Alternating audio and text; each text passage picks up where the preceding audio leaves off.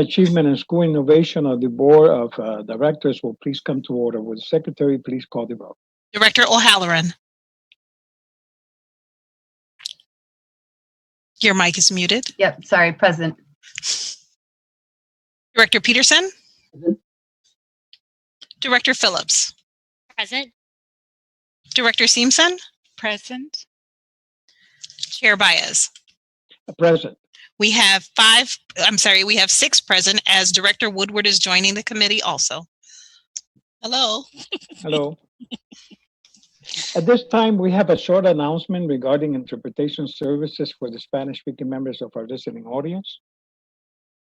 Buenas tardes. Para las personas que desean escuchar la Junta Escolar en español, por favor de llamar al teléfono 312-626-6799 y marcar 994-1116-8151. Una vez más, el teléfono es 312-626-6799 y marcar 994-1116-8151.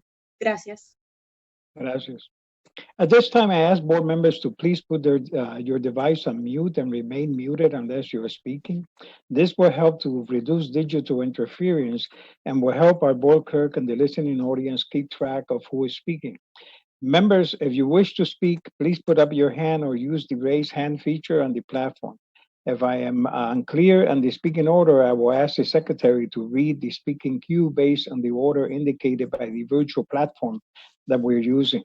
With that, as stated in the public notice of this meeting, I ask for a motion to waive paragraphs 3A, 5D, and any other portions of the Board Rule 1.06, which may restrict or prevent the board from convening a remote or virtual meeting under the present emergency circumstances in order to allow members of the board to participate remotely without a quorum of the board being physically present at the Central Services Building.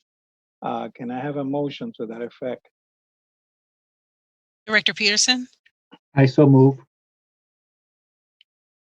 Is there any discussion? Being no discussion, will the secretary please call the roll? On Director Peterson's motion to waive all applicable sections of Board Rule 1.06 in order for this committee to meet remotely or virtually without a quorum of the board being physically present here in the Central Services Building. Director O'Halloran. Aye. Director Peterson. Aye. Director Phillips. Aye. Director Simpson. Aye. Chair Baez. Aye. That's 5 ayes. The motion passes. Thank you. Before we move on, I would like to state for the record that due to the contingencies of the COVID-19 pandemic, we have been holding our meetings virtually. Board members are participating remotely. We have limited the number of administrators staffing this meeting, and we are not allowing members of the public to be physically present in the Central Services Building. However, in order to allow as much public participation as possible, in addition to our normal practice of broadcasting our meetings on radio station WYMS 88.9 FM and live streaming them on the MPS website, we are broadcasting this meeting on the MPS YouTube stream, the link to which may be found on the MPS website on the broadcast page. I want to thank the public for its understanding and for its willingness to continue to participate in the governance of its schools under these trying circumstances. The chair will now ask the secretary to lead us in the recitation of the Pledge of Allegiance. I remind members to please keep your devices muted to avoid interference.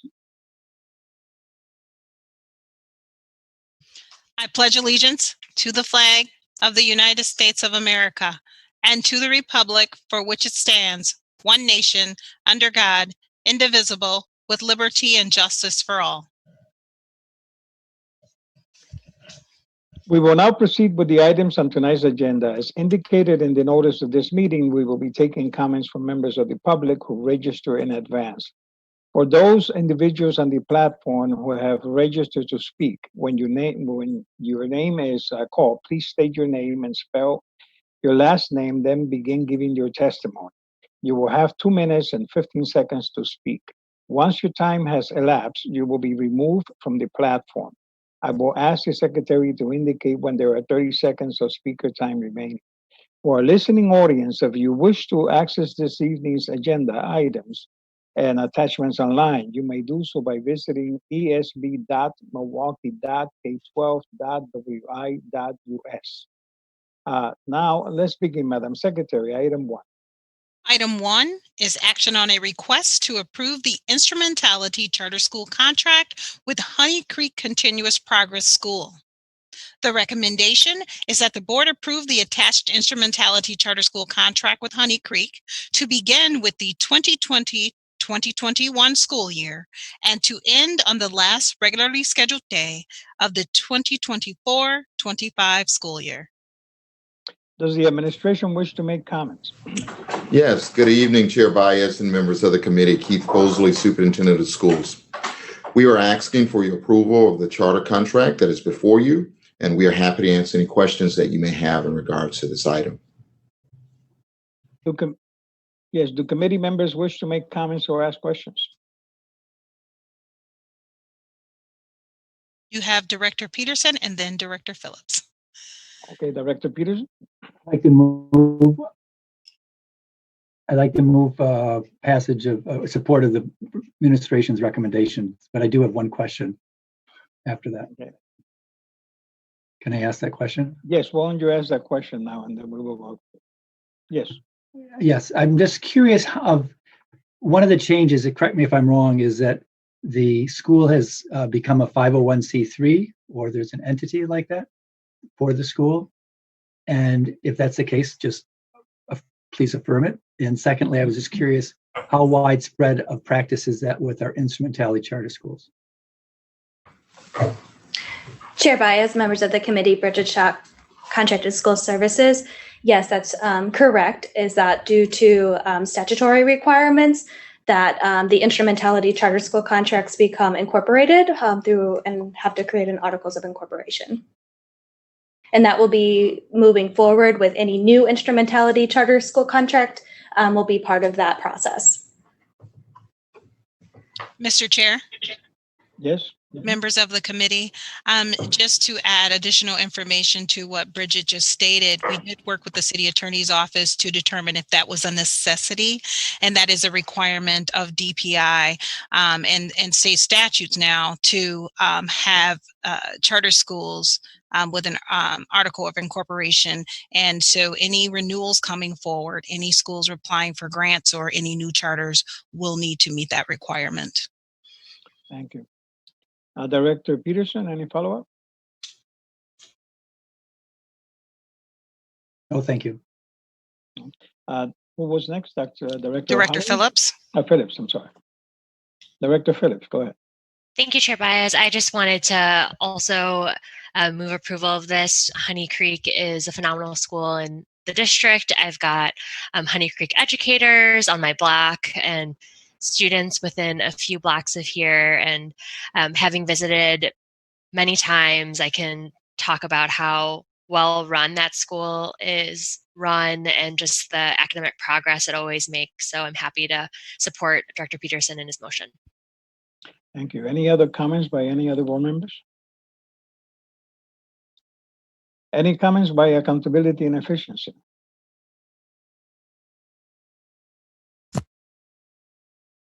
Chair Baez, the Office of Accountability and Efficiency has no comments. Thank you.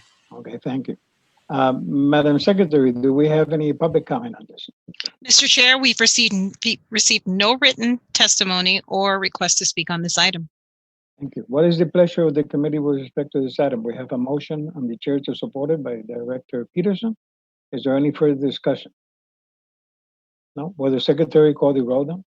On Director Peterson's motion, seconded without the requirement of a second by Director Phillips, to approve the instrumentality charter school contract with Honey Creek Continuous Progress School to begin with the 2020-21 school year and to end on the last regularly scheduled day of the 2024-25 school year. Director O'Halloran. Aye. Director Peterson. Aye. Director Phillips. Aye. Director Simpson. Aye. Chair Baez. Aye. That's 5 ayes. The motion passes. Madam Secretary, next item, please. Item 2 is a report with possible action on the bilingual education plan. This is an informational item, and although it has been noticed for possible action, no action is required.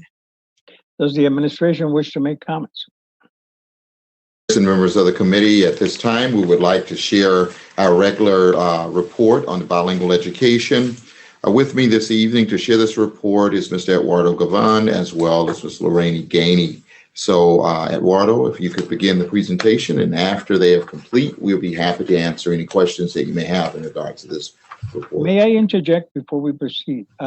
This report is about the work of the district regarding bilingual education and DMAC, particularly the district-wide bilingual committee. This is different for you board members that are listening and the listening audience from the report that we are having from the bilingual task force. That report is going to the AFP committee because it has other implications. So this report is slightly different from that, and I ask the administration to then proceed. Okay. Go ahead. Good afternoon, Chair Baez, members of the committee, Eduardo Galvan, Regional Superintendent for the Southwest Region. Again, as we look at the PowerPoint that hopefully you are seeing, the first slide represents the 5 priorities for success. Again, everything that BME does, Bilingual Multicultural Education does, coincides with those priorities as set up by the district.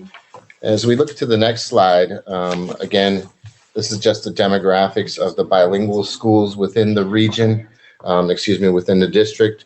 In addition to that, in terms of Hispanic students within the district, that number, not just in bilingual schools, but throughout the district is 20,800, give or take a few there.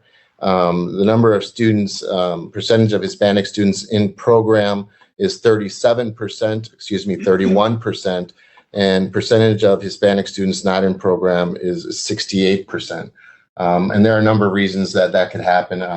Parent choice, students that are no longer allow level or above allow level 5, which would then not be classified as language learners. But again, those are some of the numbers that are represented for our Hispanic students, and specifically in that graph that you see, the students in our bilingual schools.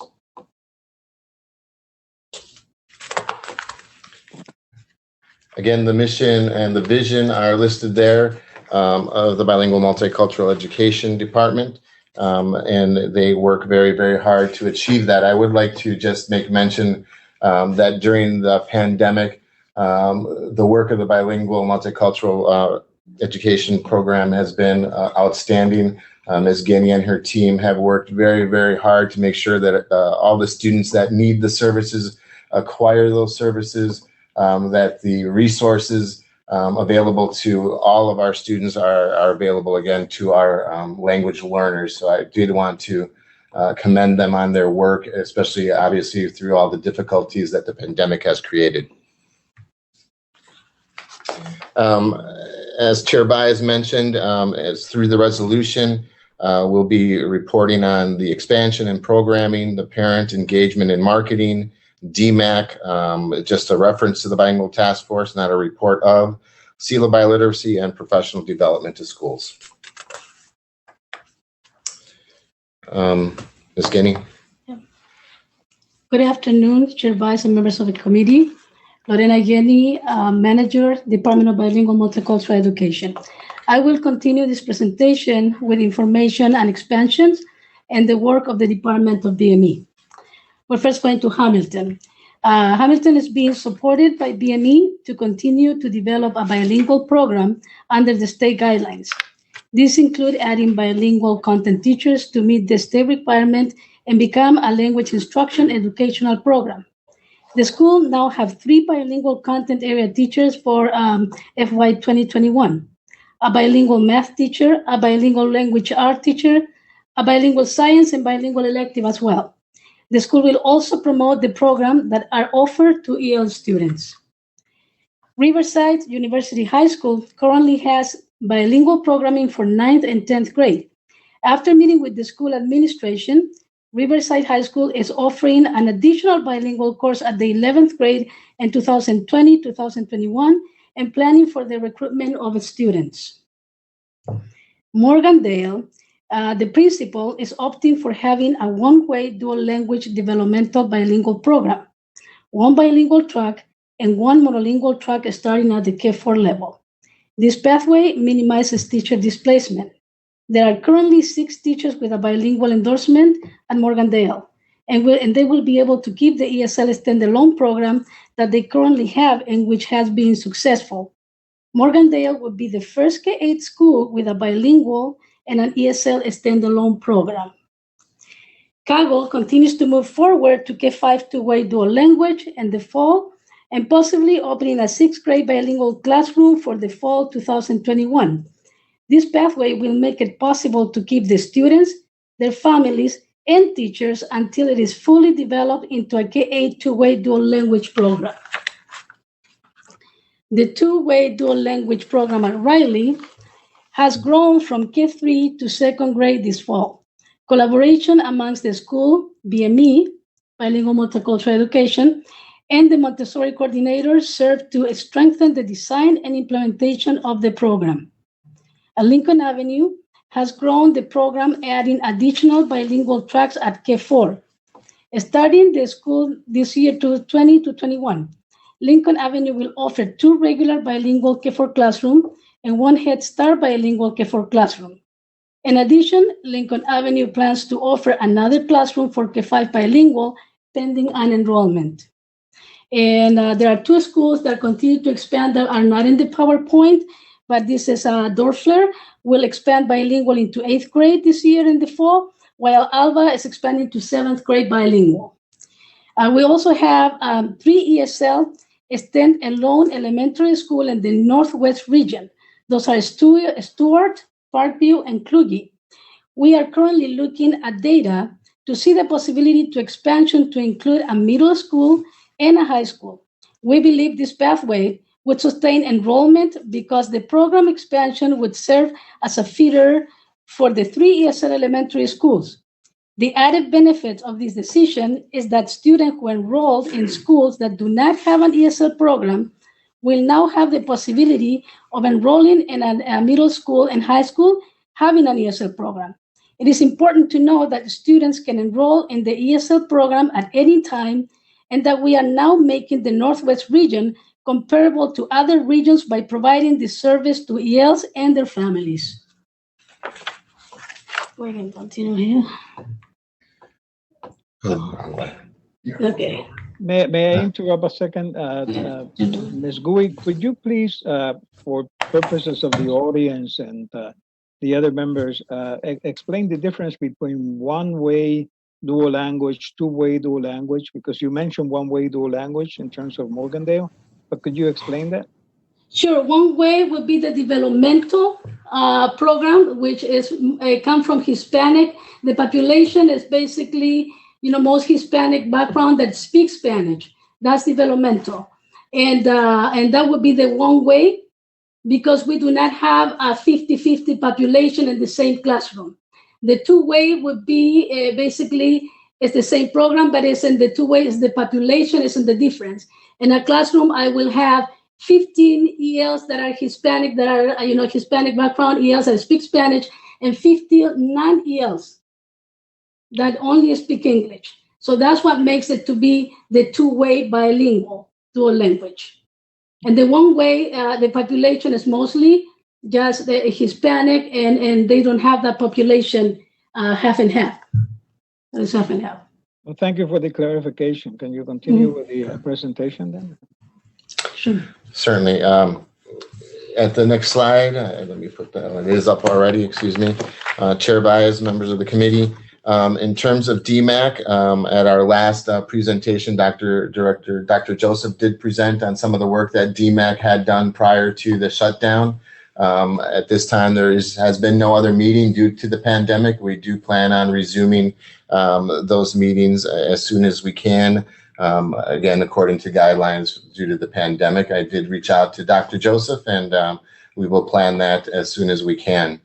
Part of the work of the DMAC was to work on marketing, but just as a added information, Ms. Guinea and I have met with members here within communications to try to develop a marketing plan to do a better job of explaining to parents exactly what the bilingual program offers in terms of different programs, different services, so that our families have that knowledge. We also met with student services as part of that effort to make some changes on the online registration so that parents, when they register children, have a better understanding of the options available.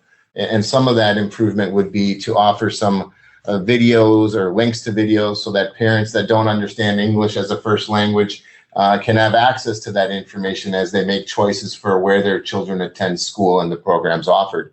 And again, with ESL, those would be available in our 7 major languages. So again, as a way to improve access for our families to be able to choose the program that best fits their child in terms of language acquisition and language learning. Bilingual Task Force, again, I did make an effort to reach out to the key kind of leaders of that. I'm still waiting to hear back from them in terms of trying to set up a meeting to report out from our last task force meeting. And when we have that information, we'll certainly provide it. Continuing on with seal of biliteracy. Good. Regarding the seal of biliteracy, this year, all coordinators and advisors were willing to adjust their schedule to continue their work through virtual meetings with students and the world language curriculum specialist. Coordinators and advisors implemented steps for the emergency plan because of the COVID on the seal of biliteracy Google Classroom and established the assessment of performance toward proficiency and language, which is the ACTFL. A student with this honor will receive a certificate with the seal of biliteracy pin during the week of June 22nd, along a yard sign to place in each of the students' home. We continue to professional development from the department. So to school from the department. Excuse me a second. Before we proceed, I know that we may have people listening that don't know what the seal of biliteracy is. You commented on the seal of biliteracy. I just wanted to make sure that people understand that there is a long history all over the country about implementing the seal of biliteracy as a means to make sure that students that are fluent in more than 2 languages are able to go through a process by which they get a seal of biliteracy added to their diploma. And if there's anything else that you would like to add to that so that our listening audience understands that. Not everybody understands what seal of biliteracy is. Okay. Well, it is a great honor due to the fact that, the students have worked very hard and we have developed different criteria. So there is a criteria, I don't have it with me, but I can provide that criteria later for you that they have to meet, along with a language, a test where they have to be proficient at in order to be able to get the seal. So, and there is coordinators, advisors, and counselors that are involved at the high school level that participated to be able to help the student, through to get the seal of biliteracy and programming them in the right classes. Yeah, and how many do we have this year? This year we were looking at 40, but 21 students were able to pass that criteria. We have more, but due to the COVID, we couldn't get in touch with all of the students, by the way, and not all of them met the criteria that we had. So 21 met criteria for sure, and they will be receiving the seal this year. And we are expecting more for next year, of course. Okay, thank you. Percy, go ahead. Okay, so the coordinators and advisors implemented steps for the emergency plan on the seal of biliteracy Google Classroom and established the assessment of performance toward proficiency in language, which is the ACTFL. A student with this honor will receive a certificate with the seal of biliteracy pin during the week of June 22nd. And the professional development from BME, that to all schools from the Department of BME is done through It is done through ongoing PD sessions tailored to each school need. Additionally, the Immigrant Children and Youth Grant has allowed the department to work with the teacher teams in the development of biliteracy curriculum. During COVID-19, Houghton Mifflin has provided complementary students and teachers licenses to a program called Arriba la Lectura, which is a comprehensive Spanish literacy program. Also, one of the coaches provided bilingual teachers with virtual professional development around this program alongside district bilingual teacher leaders. The goal of the Department of Bilingual Multicultural Education is to develop biliteracy students. To this end, we continue to work toward addressing the area of Spanish language arts. Therefore, we are currently seeking best options of authentic Spanish online literacy programs for the 2020-21 school year. That is for the bilingual side. Now, the English as a second language teachers, which is ESL, reported that they have been providing English language development lessons weekly and collaborating with classroom teachers during grade level meetings. In addition, the ESL teachers communicate with parents using the language line to provide directions for helping their child to log in to the Google Classroom and to the families. Tips on how to help the child to do virtual learning at home, and discussions about finding a quiet place to learn without interruptions. A list of best practice of strategies were provided to instructional coaches to be able to use when they are working with educators in grade level meetings. The list was shared with SST, which is the school support teachers, AGRs, achievement gap reduction teachers, and ESL teachers. The district AGR coordinator posted the list to the Early Childhood Google Drive so that the early childhood teachers have access to this information and therefore support ELs in the early childhood setting. Thank you. That does conclude the presentation in terms of the PowerPoint. If there are any questions, we'd be happy to answer. Committee members, do you have questions that you would like to ask? No questions by committee members? Director O'Halloran? Thank you. O'Halloran, please. Thank you, Chair Baez, and thank you for this presentation. I had a question about Riley, and it kind of dovetails with the Montessori work plan that, or strategic plan that's coming up. Last year, we had some issues with getting a staff member from another country. Are we fully staffed at Riley, and do we anticipate, as we're adding other grades, being able to meet the staffing needs going forward? Chair Baez, Director O'Halloran, Eduardo Galvan, Regional Superintendent. To the best of my knowledge, per conversation this week, the Montessori program is fully staffed at this time. Again, that's without any changes that may or may not happen in the future, but at this moment, good news, knock on wood, is that yes, it is staffed. Okay. Follow up? Director O'Halloran, yes. Just one other question. Information issue we had. Oh, okay. One other question about the enrollment. I just wanted to make sure, as we're moving up through the grades, are we able to hit all of the enrollment needs? And because Riley is the dual language, right? So are we maintaining the demographics? Now that I know that the difference between a one-way and a dual-way immersion programs. Administration?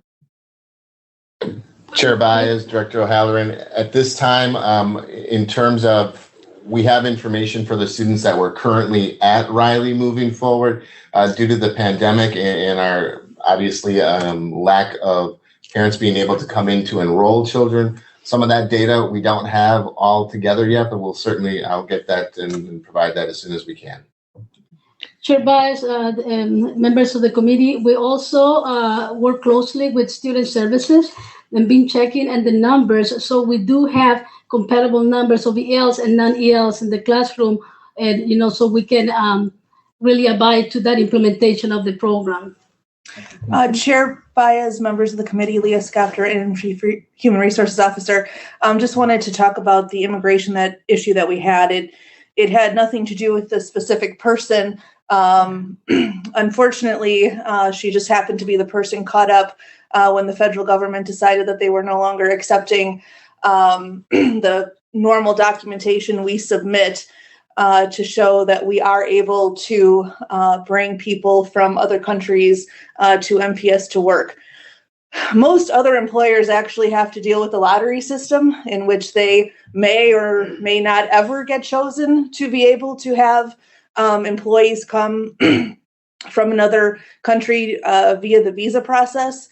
The only reason that we're allowed to bring in what seems like an almost unlimited number of people are the relationships that we have with various colleges and universities for our licensure programs via MPSU now, but also over the course of time, we've had multiple other relationships with Alverno, PMAC, Project Metro, and the such.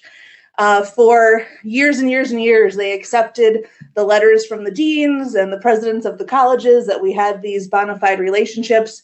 For whatever reason, when we submitted all of that documentation for the employee coming to Riley, immigration no longer was accepting that, and we needed to provide hundreds of more documents to prove that we had a real relationship with these colleges and universities that met the standards. And our immigration attorney worked diligently to do that, but every time we sent things, they requested more. And unfortunately, this woman was just caught up in that moment of time. Since then, we have had no issues with our documentation being accepted.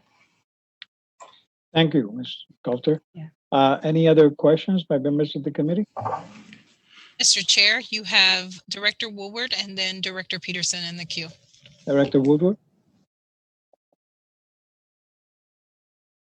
Director Woodward? Yes, I have to get Yes. unmuted. Am I unmuted? Yeah, we can hear you. Okay, great. Now that you have a bilingual department, and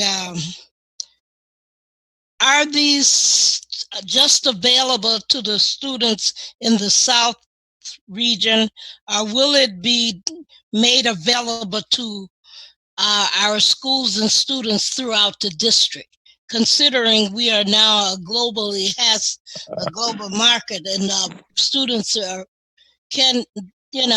I just want to know, are we going to be providing the same for all schools throughout the district? Administration? Chair Baez, members of the committee, the language programs are available to all students in terms of immersion, in terms of at the high school level, world languages. And in addition, as we spoke about during the presentation earlier, we also have students throughout the city that require ESL services, whether that's Spanish or any other language. And there are students that do need those services. So again, as Ms. Genny presented, in terms of ESL, for example, in the Northwest, we are looking to provide services there for our students that do reside in that area, that do attend school in that area. Again, our immersion programs, as I mentioned, are open to students regardless of where they live and regardless of, in terms of language, their native language, because they are learning another language, whether that be Spanish, German, French, Italian. So those options are open to all students. Follow up? Yes, follow up, please. Okay. Would they have to leave their schools they are presently attending to get these services? If they're in other schools and they want that service, would it be made available to them? Administration. Chair Baez, Director Woodward. It depends on what school they are currently enrolled and where they live. The district has moved towards having these programs available throughout the city. So although it may not be, example would be for Spanish immersion. Spanish immersion is one school, but that serves a population that extends throughout the city. So those students, should they choose to go there, can attend there, even if that school isn't physically in their neighborhood. In terms of ESL services, Those are given dependent upon the number of English language learners that are in that specific school or that specific area. Again, that's part of what we had discussions with student services around, is to make sure that families are aware of where these services and programs are offered so that those options are made available to them, and then parent has a choice. Thank you.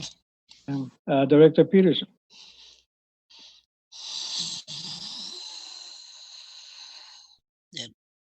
Director Peterson? You still may be muted. There we go. There we go. I'm sorry.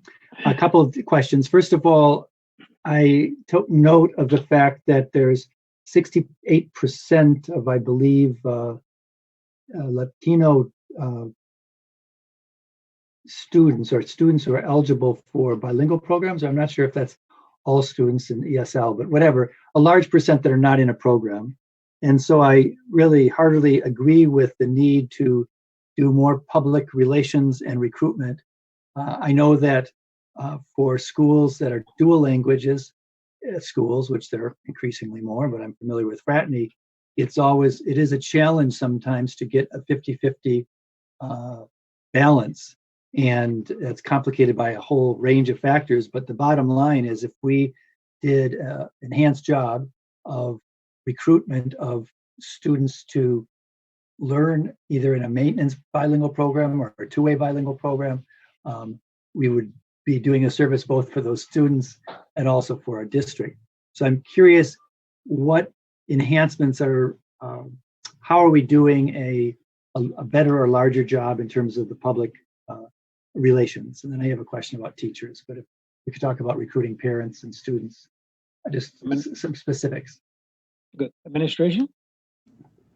Chair Baez, members of the committee, as I mentioned, we have begun the process of working with the communications department to develop a plan to address that specific issue in terms of getting the word out about our bilingual programs and other programs offered throughout the city. I think a common misconception is that these programs are only offered in the Southwest, and that's simply not true. And there's a variety of different programs, but sometimes I think our parents aren't aware of that. So as part of that marketing, we want to develop more information that's easily understood by our parents. Again, as I mentioned earlier, in the online registration, for example, many times our parents don't understand the difference, again, between a maintenance bilingual program. There's often that misconception that some of our families have that if they are in a bilingual program, that means that they don't learn English. There's that fear, right? So we need to make them understand that no, just because you're in a bilingual program, you learn English, obviously, because you're here where the English language is important, but that doesn't mean you need to lose your native language. For those families that maybe want their child to learn another language as opposed to just English, which again is the norm around the world, we need to do a better job of communicating that. Many of our families that want ESL services don't understand what that means. And when they look online, they don't get that understanding. So our goal is to have that information, again, in those 7 languages so that they can understand that their child, if they go to this school where that program is offered, they can then receive those services. So again, they can make that language acquisition more easy to accomplish for their child and access that information for education. So again, specifically, for example, in the Southwest region, we've met various times about trying to get together as a group of schools to communicate more effectively via radio, via other things, modalities. Obviously, with the pandemic, a lot of our normal outreach kinds of things through Mexican Fiesta and the Independence Day Parade and all these festivals are no longer available to us. So now that we're doing more work virtually, we want to leverage our own expertise and our own abilities within the region, within the district, to do a better job of getting those messages out via different media platforms as well. Thank you. Any follow-up? Yes, first of all, just thank you for that work. And certainly parents communicating with other parents, we all know is one of the most powerful ways to recruit. Hopefully our parent coordinators can play a increasing role in doing that. Just very briefly on the question, I'm curious how many vacancies currently exist for bilingual teachers, bilingual special education teachers, and also I saw that in the this might be something that comes up in the AFP committee and not this committee, so just tell me to be quiet. In the Montessori presentation that you're going to see is that there's a pathways program and 7 teachers are enrolled. Is it my understanding that we're trying to set up a similar pathways program for bilingual teachers? If we could give a status update on that, if it's appropriate in terms of which committee we should be hearing that from. Thank you very much. Chair Vice and members of the committee, regarding the parents, we do have, we do go to the school and do communicate with our parent coordinators, and we do offer, to the parents, the programs that we offer at the Milwaukee Public School all around the district. So we do communicate about the bilingual program, how does it work, and we have even planned some classes so they have a taste of what their children are experiencing in the classroom. And we have provided those at several schools, and so they understand the program, the bilingual program, and the English and the ESL program as well. Chair Baez, Director Peterson, I believe, asked the question. Leah Scopter, Interim Chief Human Resources Officer. I apologize, I don't have the vacancy numbers right off the top of my head for special ed or bilingual, but I'll work with the team to get them tomorrow and sent off to everybody. Thank you. Chair Baez and members of the committee, one of the other questions that Director Peterson just asked is about the program for bilingual ed. I just talked with Mr. Anderson in regards to that. We have a program that's going to be starting right away in August, I think it is. And right now, to my understanding, I think there's 7 students that are enrolled, and that is with Alverno College. Members of the committee, any other questions? Dr. Peterson, do you have any follow-up?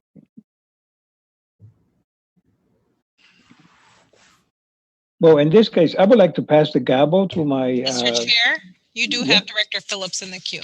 Oh, Director Phillips, please go ahead.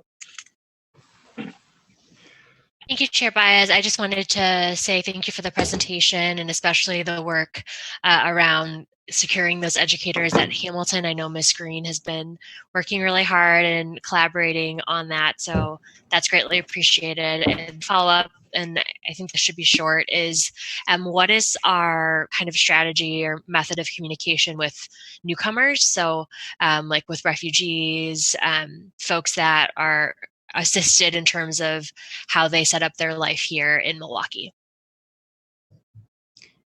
Administration? Chair Vice, member of the committee, we do also have some refugee grant monies that we're using specifically for that right now. We met with some of the community partners that we have, and actually we were very happy to hear that they're very happy with Milwaukee Public Schools and what we're doing with our refugee population. We are going to be providing technology for them. Like I said, teachers and the teacher leaders that work with the BME department specifically communicated with ESL teachers. We use the language line. We do field trips that the teachers provide. In this case, it's going to have to be virtual, but we do get them the basic of life skills here in the United States before moving forward.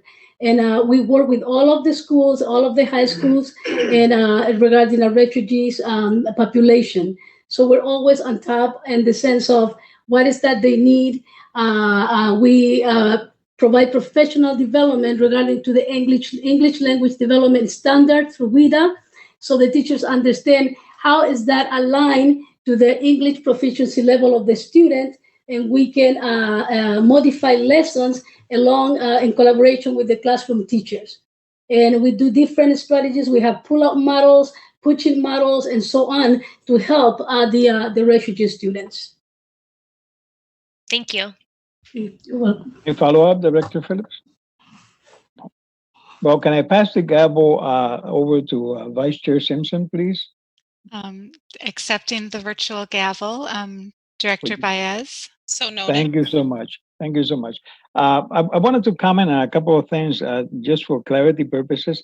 All of this bilingual DMAC and bilingual task force initiatives of these two groups working on this are really sort of like a function of the resolution for bilingualism of 214. This board passed a resolution in 214 uh, talking specifically about strengthening the bilingual program, expanding the bilingual program. This committee is dealing with the expansions of the bilingual program.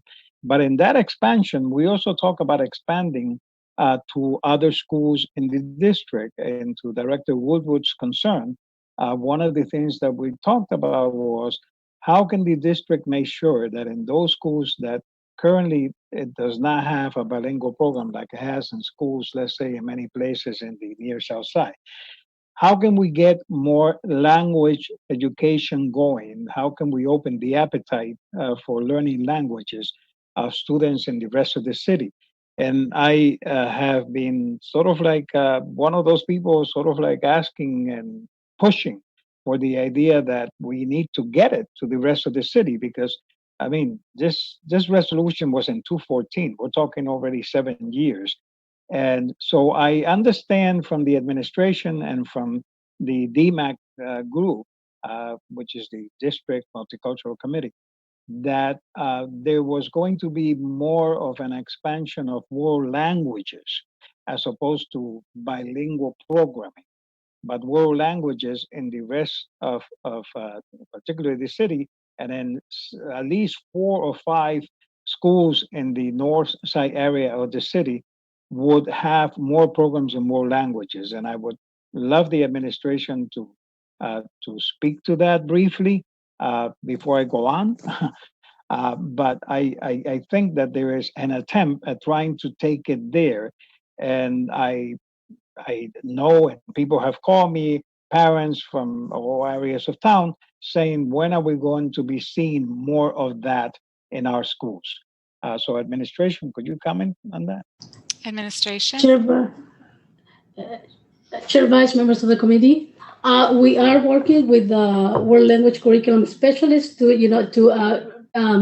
reach some of the principals of schools that really would like this program. I know that we have enrichment through the world language that in Morgandale already, and some other ones that are the middle schools. However, we did have it at Stewart, and this year, we're going to talk to the principal as well to continue with world language and Stewart. Now, we do, with the shortage of teachers face to face, we do have the proximity learning, which is a virtual learning, for any language that the school decides to have. Some Chinese, Mandarin, French, Portuguese, Italian, and so on. But right now, that's why the work is to talk to the principals and see if they are interested, and having the world language virtual, to the students until we do get a teacher for them, that it could be face to face. Director Follow Simpson? up. Follow up. Okay. I could go on all night about this, but look, I think that there is a serious concern in our communities about the fact that we created the bilingual task force because we wanted to make sure that we help the city and the district in particularly about recruiting more bilingual individuals, paraprofessionals and others, and putting them toward in a path towards becoming bilingually certified so that they can help us meet that shortage of bilingual teachers. And I think that the superintendent alluded to the fact that there is going to be one of those efforts beginning maybe in August. I sort of like crunch at the few number of people because it shouldn't be that way. There are tons of people out there that want to be in this path. Something has happened here where we have not necessarily reached to all the people that paraprofessionals that have bachelor's degrees and that should be assisted, supported so that they can get into classrooms, and paraprofessionals that want to become bilingual teachers. So we need sort of like a marketing campaign, and we need That's why we created a bilingual initiative. You may recall, the rest of the board may recall that I put in the budgetary amendments and that were supported by the board for tuition assistance. In this last budget process, we added additional money so that the MPSU will have more support, will have more help, will have the bilingual LTE that we have working with the paras, who has done a great job uh, working with them very closely so that they can do more of that. And I know we're going to be hopefully discussing this in the AFP when that report comes up and the bilingual task force. But to Director Peterson's concern, there is a large number of vacancies in bilingual classrooms, okay? And we need to get more people prepared very soon. We have been saying that we're going to do this for 6 years now, okay?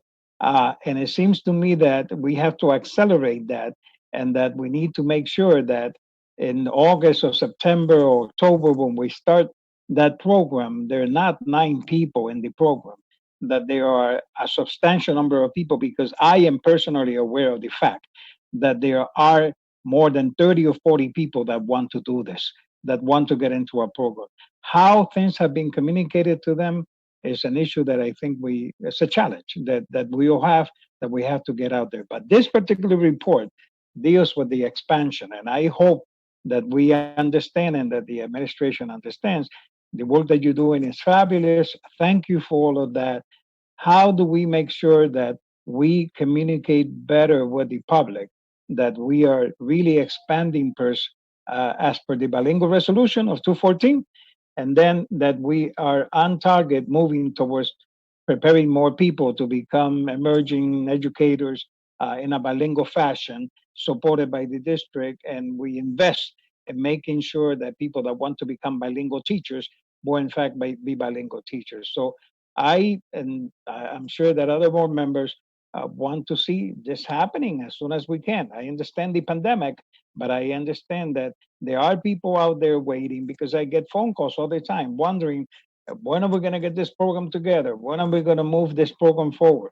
So I think that we all have a duty to make sure that we get information to people, but if the district could just put something together to help, it will help, because we need to fill those bilingual vacancies. And we got people out there that want to get in. And we got people out there that have been calling me and others and saying, I send my stuff to central office, to personnel, and I haven't gotten a phone call back. What is going on? So there are a lot of concerns out there regarding this bilingual expansion implementation. And I urge us to all work together to make that happen. So thank you. That's just my 2 pieces. Okay. Administration. Chair Baez, members of the committee, just in terms of our bilingual pathway, there are a number of bilingual paraprofessionals that were reached out to this past year and the year prior, and they are in program. I think a distinction that needs to be made is that they first need to get their teacher certification, and then they add on the bilingual. And that bilingual add-on is now in place, where it hadn't been before.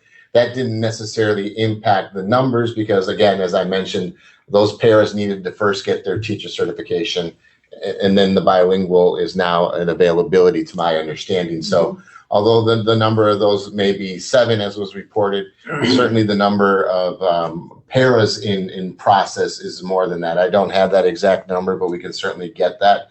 And obviously the goal is to keep growing those. We know that many of the paras that are now in classrooms are doing a wonderful job. They've been in that position. They know what our students need. They obviously have that language background and the great desire, because they are from our community, to want to do the best for our students. And we'll continue to work on that. Chair Baez, and back to Director Peterson's question, Leah Skapter, Interim Chief Human Resources Officer. One of the talent management specialists was listening to the meeting and sent me the numbers for special ed and bilingual. So we currently have 38 special education vacancies. We are hiring people every single day, multiple people a day, so it's a fluid number. We have 4 bilingual special education positions open, and we have 19 regular education bilingual positions open. But we are currently in the heart of our recruitment season, and we're seeing positivity on these numbers going in the right direction. I ask one more question. I'm aware of the fact that it's more than 9 people in the emerging educators group. As my understanding is that it's about 17 people that said they want to start. They want to get moving on this. So I mean that's very encouraging, and I'm just urging us to be able to work together and get the bilingual LTE and others to work closely with MPSU and making sure that we have as many, that we reach out to as many people as we can, because there are people out there that want to come into the system, they're already in the system, want to become classroom teachers, bilingual classroom teachers. As Mr. Galvan said, we need to help them get permits so that they're able to get to some of those classrooms while they continue to work towards their certification. And that's what we promised people last year.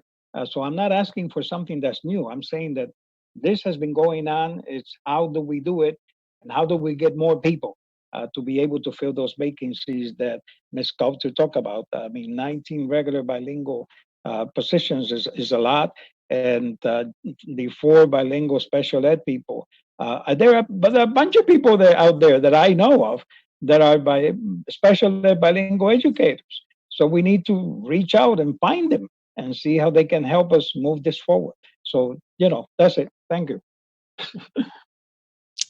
Any follow-up from administration?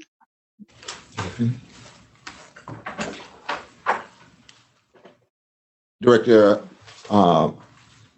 who's got it?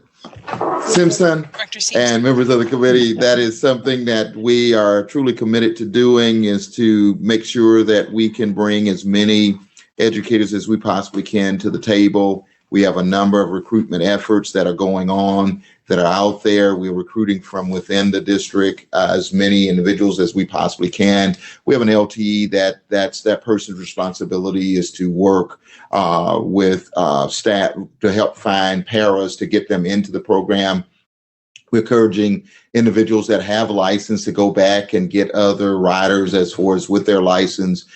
We have a strategy where we're looking at going into colleges and universities around the city to focus in on juniors and seniors that are in college right now that may not have decided exactly what they want to do, and to get them to select teaching as a profession. So there's a number of things we have been working with Hispanic serving institutions and working with trying to get to those colleges. Like we said, the pandemic stopped a lot of that. However, we have gone out of the country as well with a number of networks that we have, Spain, Mexico, as well as Puerto Rico. We've been working with to get as many teachers as possible to fill those bilingual spots that we have.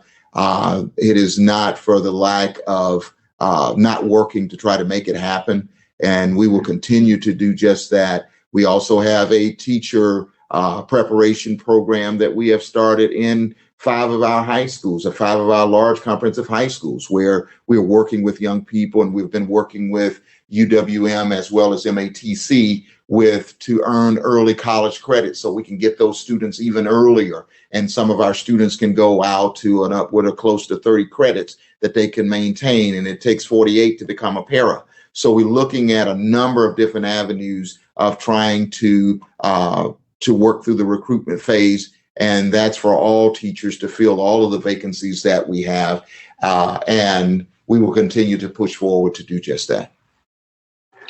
Any follow-up, Chair Baez? No, thank you. Then I will virtually pass the gavel back to you. Thank you. Thank you. Any other comments by board members? Being no other, any comments by the Office of Accountability and Efficiency on this, by any chance? Chair Baez, Matt Chase, and OAE. I'll just briefly share some experience we've had that speaks to the impact of the current federal administration's restrictive approach to hiring immigrants. 3 years ago, our office hired an immigrant who had received their master's stateside, and we had no problems receiving a viable work visa for that individual. Under the current federal administration, our office hired an individual who had 2 master's degrees. One of them received stateside, and the federal government denied them the work visa. I lost that employee as a result. And so even though my employee was not related to the bilingual program, this is a challenge that is very real and was experienced even in my office.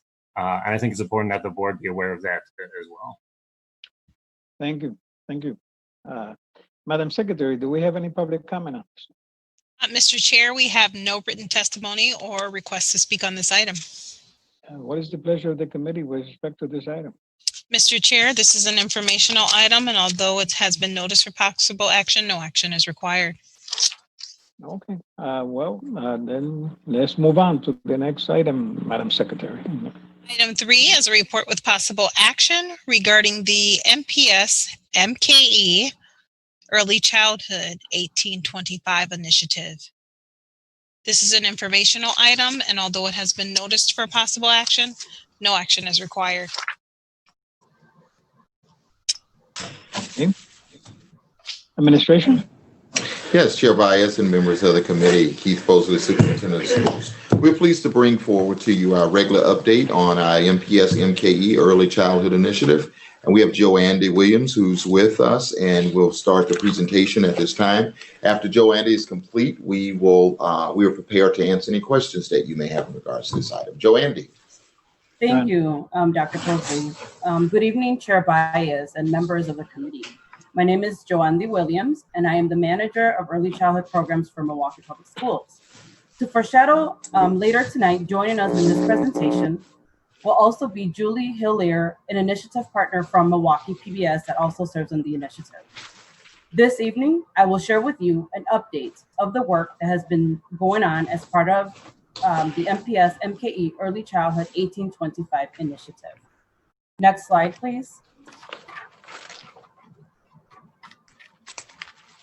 The MPS MKE Early Childhood 1825 initiative supports 4 of the 5 district priorities: increasing academic achievement, improving school cultures, developing staff, and strengthening communication and collaboration with the community. Next slide, please.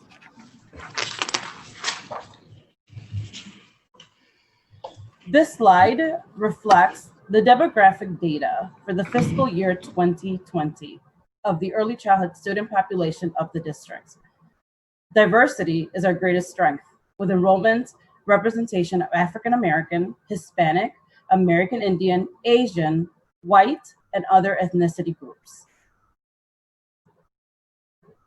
Next slide, please.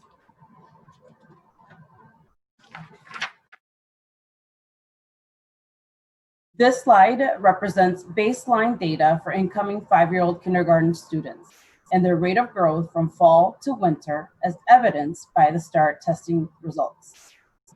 However, the STAR data on the slide shows that we have 12% of students. That translates to 715 additional students on target in winter from fall, and 943 fewer students performing below basic. Next slide, please. As we continue to work on the MPS MKE Early Childhood 1825 initiative, our ability to outreach as a result of the COVID-19 has been limiting. However, as a district and with Milwaukee community partners, we continue to charge forward on this important work. With that being said, to address the development needs of early learners and set our children up for success, the MPS MKE Early Childhood Initiative is continuing with the Countdown to Kindergarten Project. As you are aware, the Countdown to Kindergarten Project is a school readiness project that actively engages families, educators, and the Milwaukee community in preparing our youngest learners for success in kindergarten. This includes students in K3, K4, and K5 kindergarten programs. As a result of the pandemic, we are updating initiative activities and providing resources that support school readiness, such as virtual school tours, updating the MPS website to provide remote activities, and providing collaborative learning opportunities with initiative partners. To be more specific, in the countdown to step 4, Show Me My School, as you see before you, a Thursday update will be created to support school leaders in promoting K3, K4, K5 enrollment. Websites for schools will be updated to increase attraction. Yard signs, banners, and marquees will be updated to promote enrollment. In the countdown to step 3, Get Me Ready for School, a transition guide for school leaders will be shared. A transition guide will also be available to families in both English and Spanish. In the countdown to step 2 and 1, I Am Ready and Take Me to School will include virtual activities to prepare students for school that is not limited to working with PBS, not limited to having PBS activities, and also online story time. In addition, virtual celebrations will be conducted all throughout as children prepare to start school. At this time, I would like to formally introduce to you Julie Hilaire, Manager for Marketing and Community Engagement for Milwaukee PBS, who was one of our initiative partners, as I mentioned previously. In her role, Julie provides educational outreach as a representative of the station. Throughout her career, Julie has been involved in education, both for adults and children, using video production, provide private satellite broadcasts, and in-person workshops to convey the message. Julie holds a Bachelor of Broadcast Journalism degree from the University of Missouri-Columbia and a Master's of Arts degree from the same college in radio, television, and film. Julie Hilaire will provide an update on the work Milwaukee PBS has provided to the initiative during the pandemic and the continued work with the initiative. Julie? Thank you, Joandy. Good evening, Chair Baez and members of the committee. My name is Julie Hilaire, and I am the Manager for Marketing and Community Engagement for Milwaukee PBS. It's my pleasure to tell you a little about our efforts to support early childhood development in our community. Milwaukee PBS is uniquely positioned to help get children ready for kindergarten. Our PBS programming includes numerous programs targeted to school educational growth in children ages 2 through 8, and that was to support educational growth in children ages 2 through 8. Our programs combine education with entertainment. Children don't even realize that they are learning while they watch public television. Our programming covers topics like social emotional learning, math, problem solving, history, and others. Milwaukee PBS has many free resources it can offer to our community. I joined the 1825 initiative in order to help build community awareness of these resources and to join other organizations who are doing the same thing. I'm serving on the Equitable Resources team. I've shared links to our free resources via the MPS portal, including literacy workshops that I was conducting in the community. We have also participated in this year's kindergarten enrollment fair and hosted an MPS enrollment team at our Be My Neighbor Day event last year. Here are just a few of the resources Milwaukee PBS has to offer. On our website, you can watch a special program for parents and educators called What Matters Most, Your Child's First 5 Years. We also curated an early childhood website to make it easier for parents to find information. The website is available in English, Spanish, and Hmong. Continuing from the beginning of the pandemic through August, we have broadcast at-home learning content for grades preschool through 12th grade on Milwaukee PBS's Channel 36 to supplement at-home learning. We have also curated learning resources at milwaukeepbs.org to help parents, educators, and caregivers enrich children's education. Resources include a link to sign up for the Parents' Daily Newsletter from PBS. We also offer PBS Learning Media that provides thousands of free teaching resources, including videos, lesson plans, and games aligned to state and national standards. There are also a number of resources that are Wisconsin-specific. Milwaukee PBS also offers numerous games and apps, as well as parents' resources that help young children prepare for school. I hope many educators and families in our community will find these resources useful. You can access all of the resources on our website, milwaukeepbs.org/learn. Thank you for your time, and I will be happy to answer any questions at the end of the presentation. Thank you, Ms. Hill. Do we have any members of the committee that would like to ask a question before we proceed? Oh, let's proceed then with the presentation. Thank you. Thank you, Julie and Chair Baez. Thank you for sharing. Again, Joandy Williams, Early Childhood Learning Manager. I will continue to share our last slide with highlights of the progress of the MPS MKE Early Childhood 1825 initiative. Next slide, please. Thank you. Since our kindergarten enrollment fair, as a district, we continue to register families, trained all parent coordinators at the schools to access the early childhood information on the MPS application page, updated the Head Start enrollment process for seamless ongoing registration.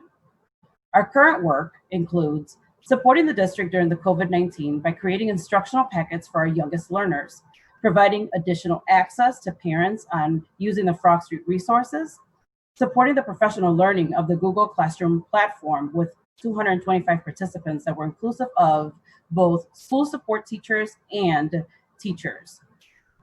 So to develop educators and increase collaboration by including resources from the initiative partners such as Milwaukee PBS and many others, as previously mentioned. Through online registrations, we will continue to enroll families in the Countdown to Kindergarten program.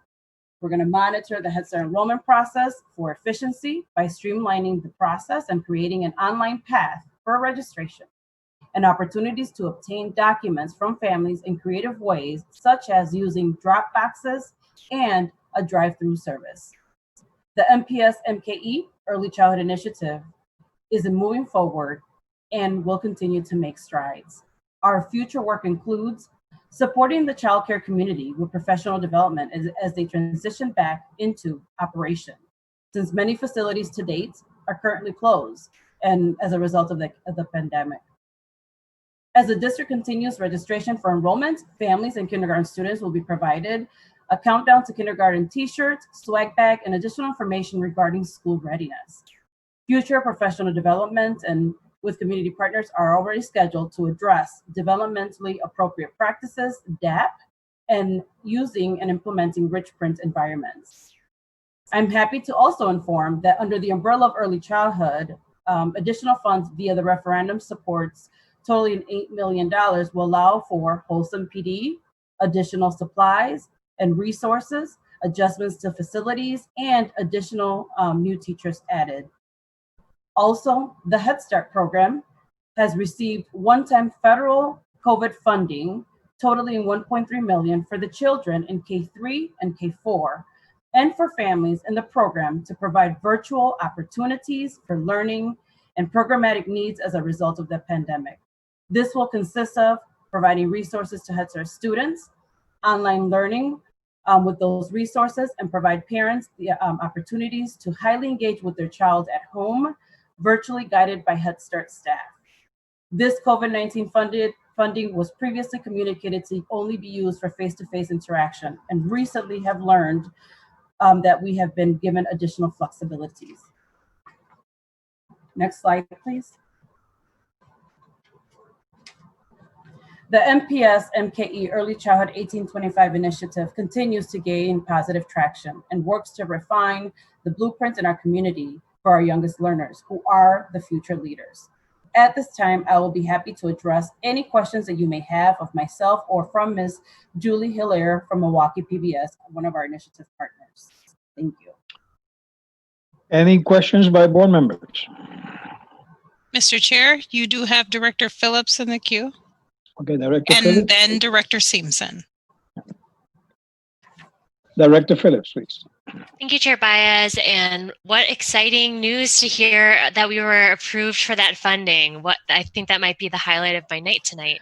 I just wanted to thank you for this presentation. And as a parent of a little one, I actually do use the portal when we're trying to think about new things to do, and have learned about new ways to think about counting with like separating different things. But all that to say is that I do think that it's a great resource on the portal, have shared it with other parents.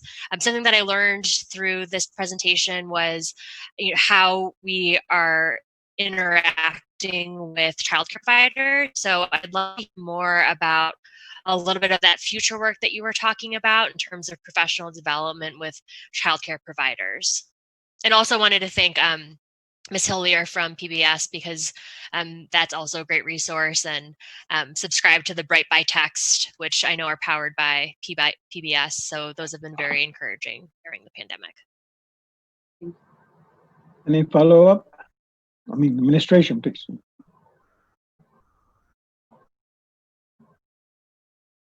There's, hello?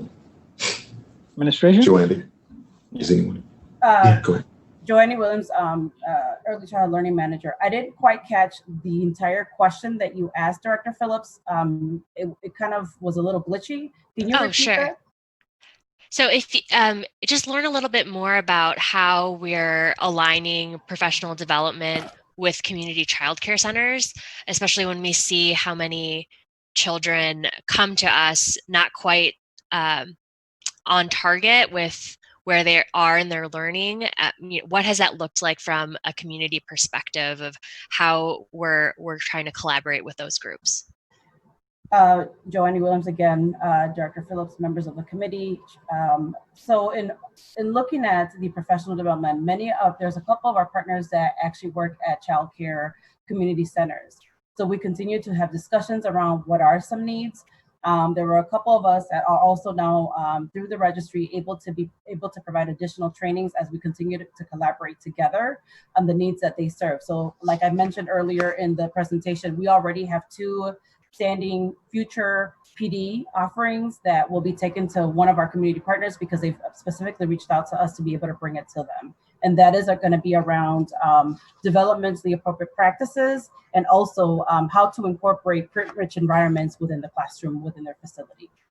And we'll continue to survey and work within our community members as well to determine what exactly are the future needs of our childcare providers as well.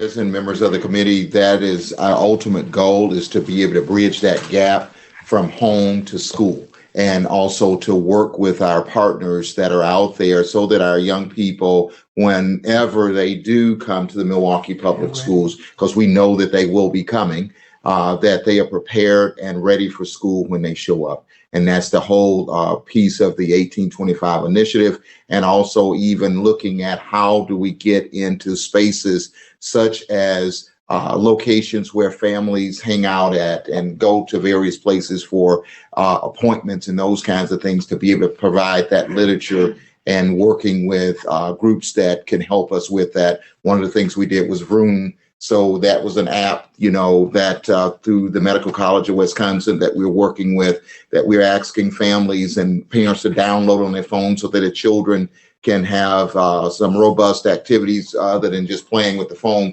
something that can be very educational. Director Phillips, any follow-up?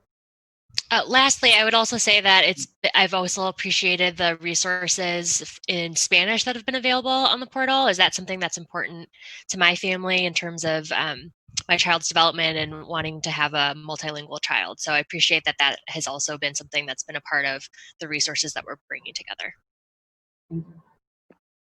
Director Simpson. Thank you, Chair Baez.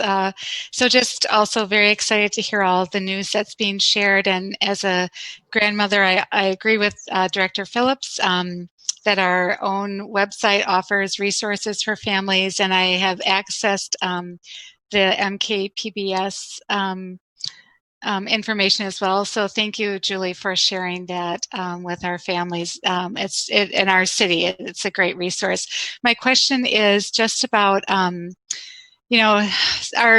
youngest kiddos who are just starting school, and my heart breaks for their families because they're excited. Their kids are just starting school, and now here we are in the midst of a pandemic, and I'm sure they're all wondering what that's going to look like.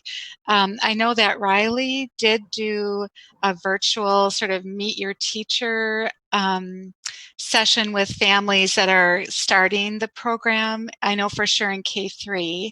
I was wondering if that's something that we will be providing to all of our families who are starting, sort of like a meet your teacher virtual experience for them. Good evening again, Joanne. Good evening again, Joanne Williams, Early Childhood Learning Manager, Director Bias and Chair Bias and Director Simpson.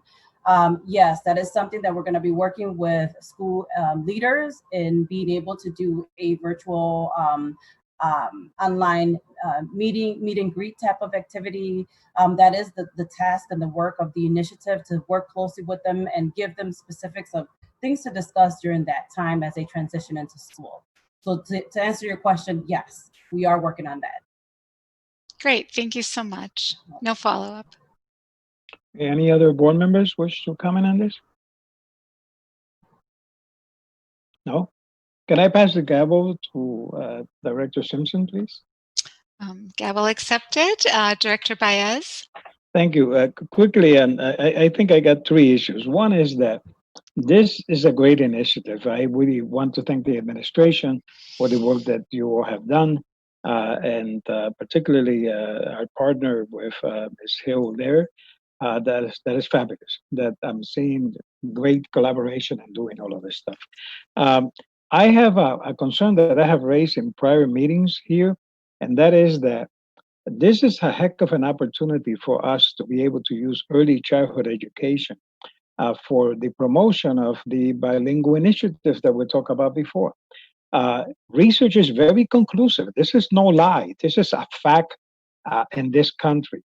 There are districts in California, a whole mess of districts in California, Washington State, Oregon. There are districts in New Mexico. There are districts in Texas. There are districts in New York City that are going, and Illinois, our neighbor, is one of the most advanced in this area, that are going the route of doing their early childhood initiatives bilingually, so that they're able to create dual language bilingual classrooms at the early elementary level to begin to give these kids at a very young age this appetite for languages that Director Phillips was talking about. It's sort of like a mandate, if you may, is being done internationally and is being done nationally. And somewhere along the lines, we seem to be falling a little bit behind here in Milwaukee. We keep on talking about an early childhood initiative and development that lacks really clarity on how we're going to do this. So we're doing this. Yes, I understand, and Ms. Williams understands what I'm talking about, that we have some early childhood bilingual classrooms in some sectors of the city, particularly in the South Side, but we have not used this strategy, which is really an academic improvement strategy and bilingualism strategy in other areas of the city.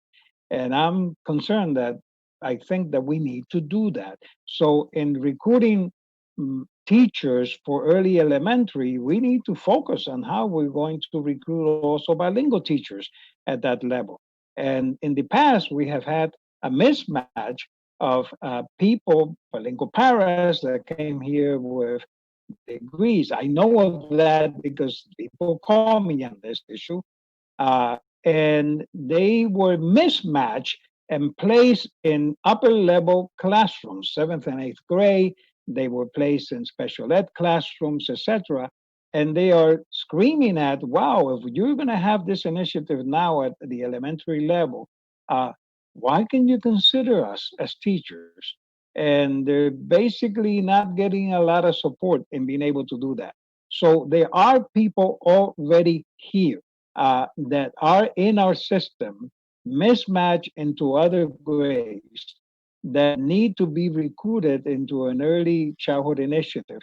And I want to encourage the administration to look into that, because we should rearrange the chairs, and we should do something to promote this incredible opportunity that we have to take these little ones and really develop language in them. Okay, so I wanted to encourage us to do that.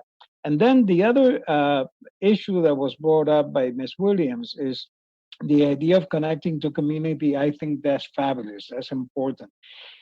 In the past, I recall that I gave Ms. Williams and the administration the connection with an organization in the near south side of Milwaukee, a very large organization of family home child care providers. Okay, and those child care providers ought to be able to be brought into the mix so that there is that connection with their curriculum and their home curriculum, what they're doing to prepare kids to come to Milwaukee Public Schools, and doing it in such a way that language and dual language education is part of that process, because it would be fabulous if we were able to get kids that are connected to those home child care providers to have as a path Milwaukee Public Schools as opposed to private schools, okay, where they do not get continuity under dual language learning. I think that's very critical, and I would just urge the administration to think about how do we do this? How do we create this initiative, early childhood initiative, in such a way that we give heed to the fact that bilingualism should start in early grades, and that we should have classrooms set up not only in the near south side where we have the population, but in other areas of the city that parents want to have early childhood education that really has an emphasis on language learning too. So that's my 2 cents. Thank you, Director Simpson. Administration. Shwandi. Again, Joanne Williams, Early Childhood Learning Manager, Director Baez. In response to your question about reaching out to partners that we've talked previously, some of those have been able to join our Early Childhood Initiative meetings, and I'm going to continue to keep working with them to be able to incorporate and spread the word. I also want to speak on the fact that we also work with area grantees within the Head Start realm. And we also have 4 other grantees in the city of Milwaukee that we work closely with that can also be brought forth together to work in this work as well.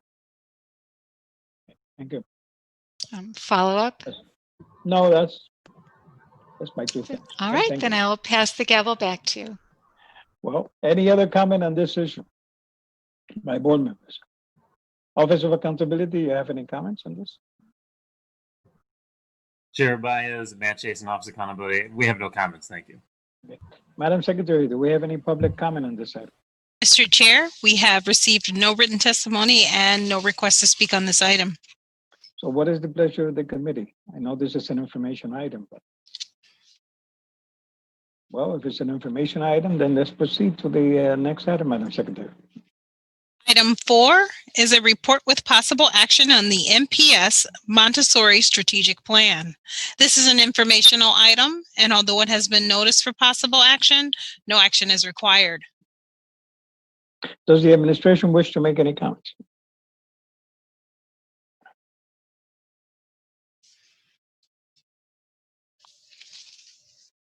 Administration? Chair Baez and members of the committee, our final item on this evening's agenda is an update on the MPS Montessori Strategic Plan, and I will turn it over now to Abigail Rausch, who will walk us through the plan. Abigail, and after which we will answer any questions that you may have. Thank you. Good evening. Good evening, Chair Baez, members of the board. My name is Abigail Rausch, and I am the Montessori coordinator. I am here this evening to provide the quarterly update on the Montessori Strategic Plan.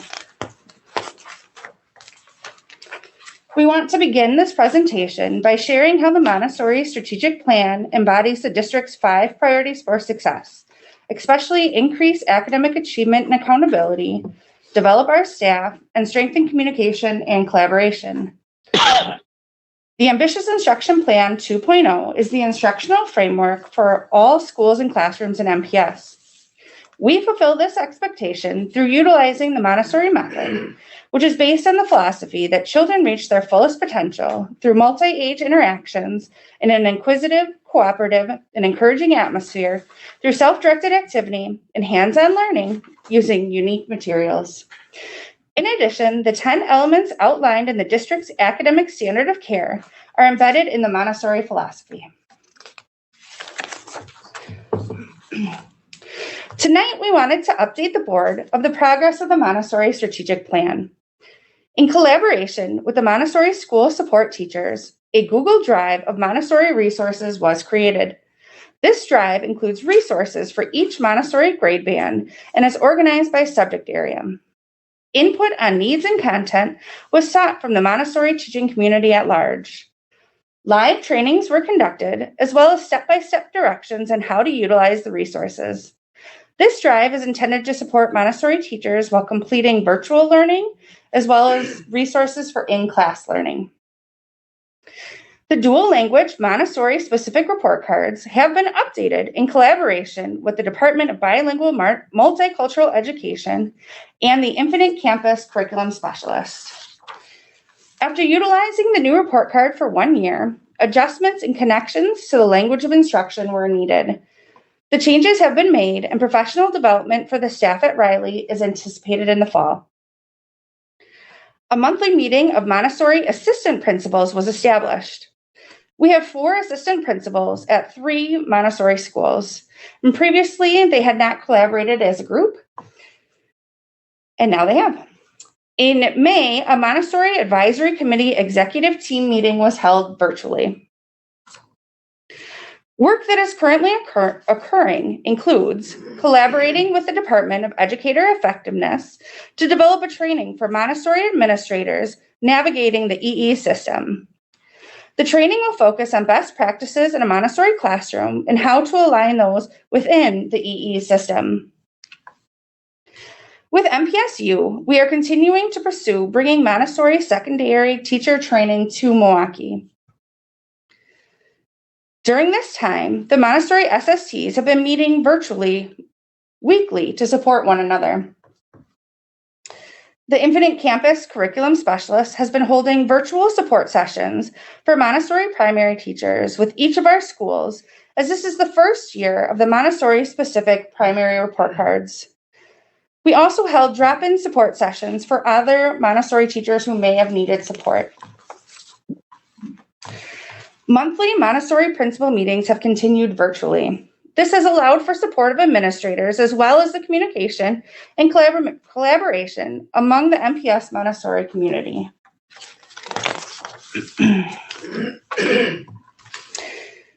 For Montessori teacher pathways, our spring courses for MPSU Montessori have moved online. All of our adult learners have been able to participate successfully. UW River Falls' Montessori courses have been modified, and this is due to the hands-on nature of the Montessori materials. Their course schedules have been adjusted in order to enhance future in-person opportunities. This means that the spring and summer online courses are focusing on theory, whereas when in-person courses resume, adult learners will have hands-on work and training with the specific Montessori materials. We continue to work closely with our partner organizations to ensure high-quality learning can continue virtually.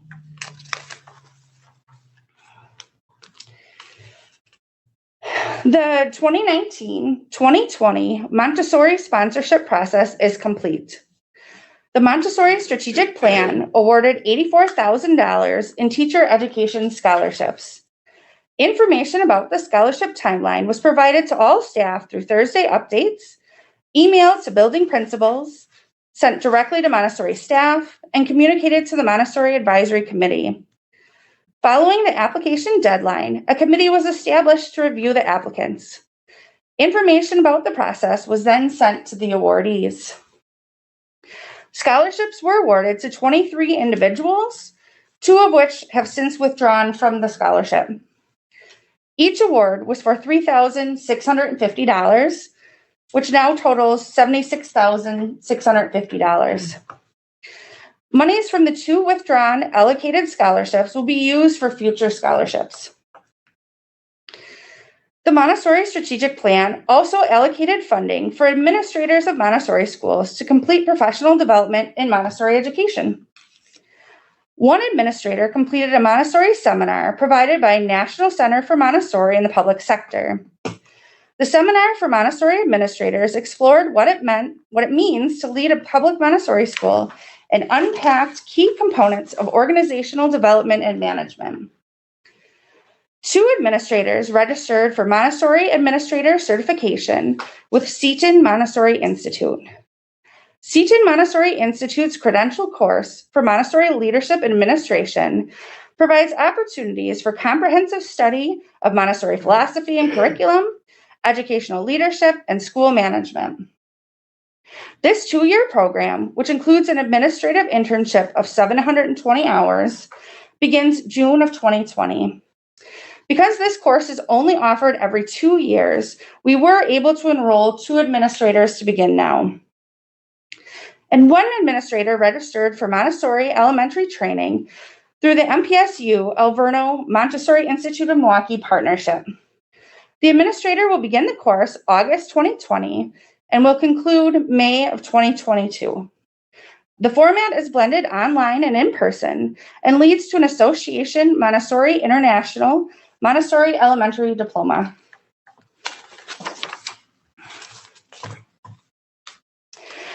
The Montessori Advisory Committee has a Montessori strategic plan timeline for the 2020-2021 school year. Looking forward, connections will be made to waitlisted families for Montessori enrollment opportunities across the district. We will be supporting Montessori summer learning through our virtual Montessori summer school option. Utilizing the MPS school reopening plan, a Montessori reopening team is being developed to address the needs of Montessori programs. This work will seek input from parents and district staff as we continue to prepare students and support families. And continued outreach and support of our Montessori community will occur. In July, development of Montessori virtual professional development for teachers will continue. In collaboration with MPSU, we hope to finalize the processes and procedures for the Montessori secondary training. We are finalizing the setup of the MPSU Montessori classroom at Grant Gordon Learning Center, as we have 2 Montessori organizations, UW River Falls, which is American Montessori Society, and Alverno, which is the Association Montessori International, sharing the same space, who have 2 differing standards and requirements. Finally, in August, onboarding sessions for new non-Montessori trained staff, such as paraprofessionals, art, music, and phy-ed specialists, school counselors, etc., will be held.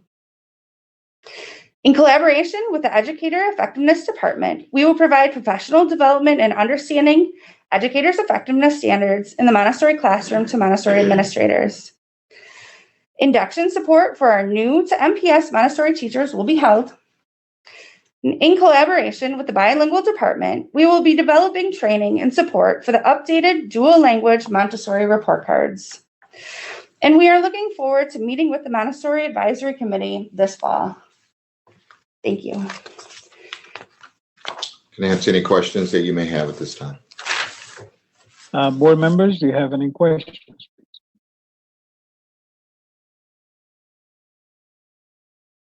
If you can please take down the slide. Thank you. Any questions by board members about this report? Or comments? None? Mr. Chair? Yes? Oh, it looks like we have Director Phillips in the queue. Director Phillips. Thank you, Chair Baez. I just wanted to thank Ms. Rush for this great presentation and update. It's very encouraging just to see how much work has been done throughout the pandemic and how we're continuing to gear up and think about how we're continuing the education of not just future Montessori lead teachers, but our other support teachers in this space. Other comments by board members? No? Mr. Chair? Yes? We have received no public testimony written on this item or requests to speak on this item. May I pass the gavel to Director Simpson, please? So noted. Yeah. Chair Baez? I just wanted to thank the administration and particularly Ms. Rush for the work that you have done in this area. I want to continue to encourage that we continue to support the idea of Montessori in the district. It's something that is key to what we do as part of our academic improvement agendas, because it's a proven method. And there are people moving all over the world with this issue. As I said before, I'm more aware of what's going on in Puerto Rico because I was recently there, and also because I'm aware of the fact that they have significantly increased in the area of Montessori, and other Latin countries that don't call it Montessori, but are basically adopting the same concepts and the same approaches and the same ways of Montessori education.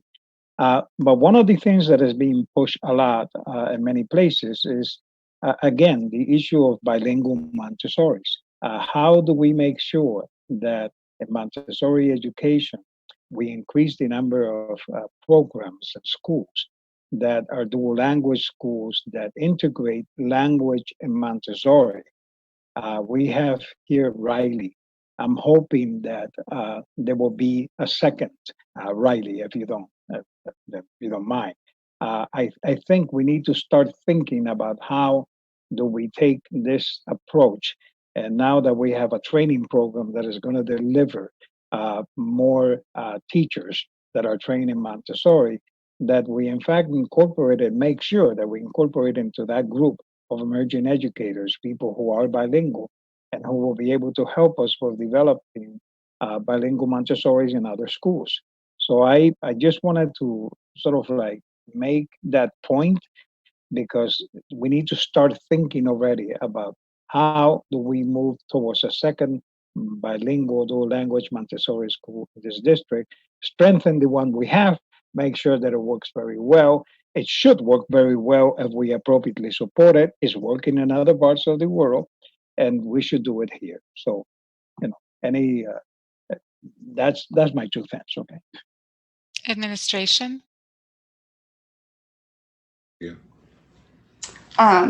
Yes, thank you for that feedback.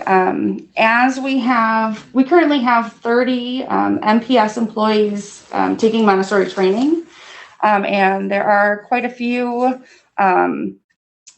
bilingual Spanish and English trainees, particularly in our para to teacher pathway. So we are, really working on reaching out to that community to ensure that we have staffing for Riley and continuing to grow our own. Oh, thank you. Any follow-up? No, All Director. right, passing the gavel back. Thank you. So, okay, do we have any other comments? Because if not, we move on. The committee. We do have Director O'Halloran in the queue. Director O'Halloran. Thank you. I just wanted to follow up kind of on that comment about growing more schools, bilingual Montessori schools. One of the slides mentioned that we're connecting with waitlisted families. Can you speak to how many families are currently waitlisted? Do we see that we have a huge imbalance between the demand and what we're able to supply? And also, so are there a lot of people that are being waitlisted that we should be concerned about perhaps losing? But then also within our footprint of schools, are there some schools that have an imbalance with a wait list where are we offering them other schools within MPS if they're not able to get into their first school? Administration? Sure. So one of the tasks of the Montessori Strategic Plan and the Montessori Advisory Committee is to, look at that aspect. So if we have families that are on wait lists in other schools, and we have openings at other schools, being able to communicate that information. Currently, I do not have the numbers of how many we have waitlisted. I can get that to you. I do know at this time that we have K3 openings at Lloyd Barbie, and we have K5 openings at Craig. So those would be the families that we would be reaching out to see, we have these open spots. Would you like to come to this school? Thank you. Director O'Halloran, any follow-up?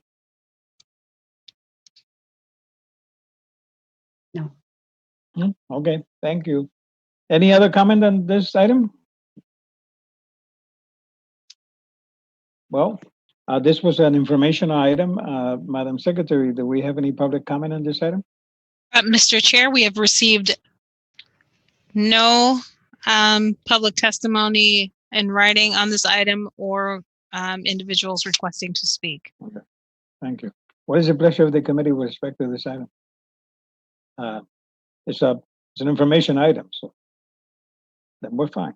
Well, the secretary, Madam Secretary, is there a next item? Mr. Chair, that was the last item on this meeting's agenda. Well, in that case, I think that this meeting is adjourned. Thank you. And Good night. And I thank members of the committee and I thank the administration for your presentation. Thank you very much. Good night. Good night. Thank you.